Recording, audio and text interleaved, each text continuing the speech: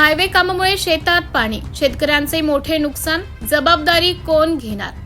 पारोळा अमळनेर जडोद हातेड लासूर मार्गे मध्य प्रदेशाकडे जाणाऱ्या राष्ट्रीय महामार्गाच्या सुरू असलेल्या कामामुळे परिसरातील शेतकऱ्यांच्या शेतीचे मोठे नुकसान झाल्याचा आरोप करण्यात येत आहे। 5 जून 2026 रोजी रात्री झालेल्या पावसामुळे पावसाचे पाणी शेतांमध्ये घुसल्याने पिके व शेती क्षेत्र बाधित झाले असल्याचं शेतकरी सांगत आहेत। शेतकरी गोपाल पाटील यांनी दिलेल्या माहितीनुसार महामार्गाच्या कामादरम्यान पाण्याचा निचरा होण्यासाठी आवश्यक व्यवस्था करण्यात आली नसल्याने पावसाचे पाणी थेट शेतांमध्ये शिरले।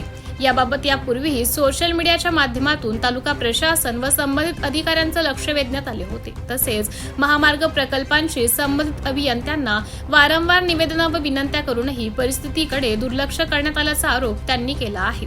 शेतकऱ्यांचे म्हणणे आहे की महामार्गाच्या कामासाठी उपलब्ध असलेली यंत्रसामग्री खासगी कामांसाठी वापरली जात असल्याचं दिसून येते।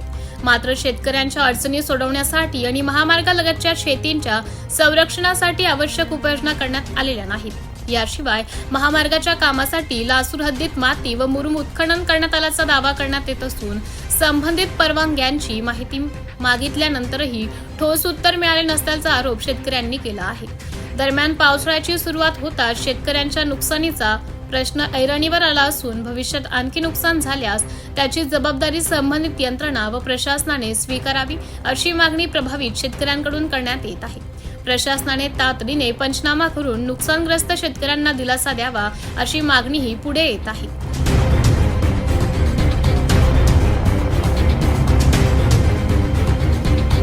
24 लाईव्ह महाराष्ट्र न्यूज साठी प्रतिनिधी हेमकांत गायकवाड, जळगाव, चोपडा।